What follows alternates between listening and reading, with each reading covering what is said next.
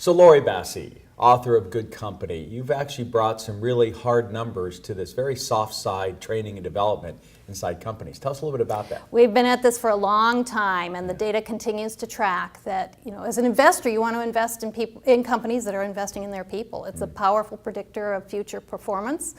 It's nothing but goodness, training and development. We need more of it. Yeah, any numbers that you can share specifically? Well, for example, we have this Good Company Index, which is a broader concept, but certainly includes training and development.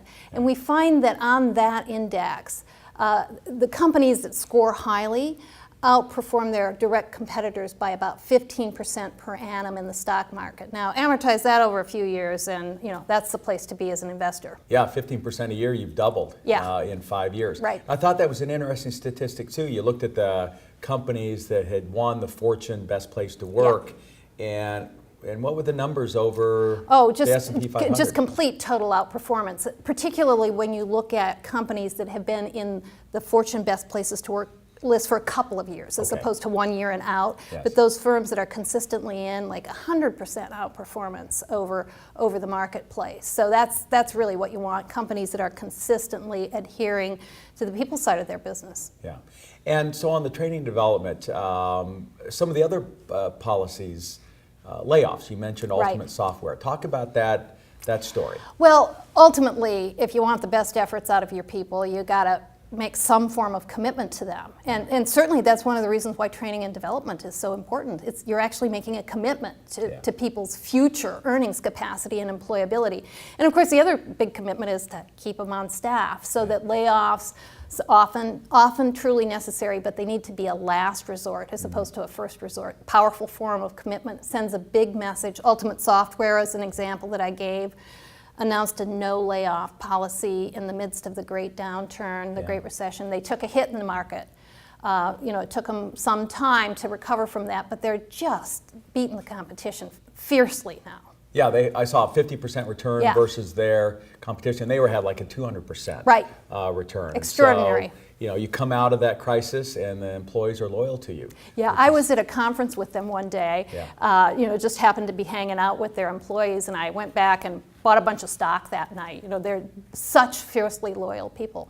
Good. So any summary thoughts on what it takes to be a good company? Well, it's pretty simple at one level. You need to be a good employer, absolutely essential, and by that we mean an employer that's inspiring, exacting, and committed. You need to do that so you can be a good seller. And increasingly, you have to be a good steward of an environment and the community, and it's a virtuous cycle that then enables you to attract good employees, which fuels your status as a good seller. Yeah, and you can't hide anymore. We've got this new environment of Glassdoor you mentioned, and Twitter, and all of that. So if you're not being a good steward of the environment, or you're not a good employer, it's out there, all the uglies, the good, the bad, the indifferent. And that's really, I think, what has gotten us to this tipping point. Some of these forces have been in the making for even centuries, but certainly decades. But it's this technology-fueled people power which is creating transparency, what we call the naked corporation, no hiding from bad behavior. Yeah. Now, but wait a second, though. So I train my employees. Isn't that going to make them more likely to leave? Well, you certainly have given them the tools to leave, to go to the competitor, but why do they need to leave? I mean, one of the reasons people leave is to increase their prospects. If you're providing them with the means for their future livelihood, they don't need to leave. So the paradox is, yes, they could leave, but they don't have to. And now, does the research support that? Yes, it does. Yeah. All right. So you get this. I sent people off to a training program and then they left, and it was because of it. And I think, no, they left because you're a lousy place to work. And usually, folks concede that when I push back on them. It's not the training; it's the lousy place to work that people are leaving. And you put your money where your mouth is. I certainly do. Yeah. Very nice, Laurie. Thank you very much. My pleasure, and thank you, Verne. Take care. Bye-bye. Take care. Bye bye.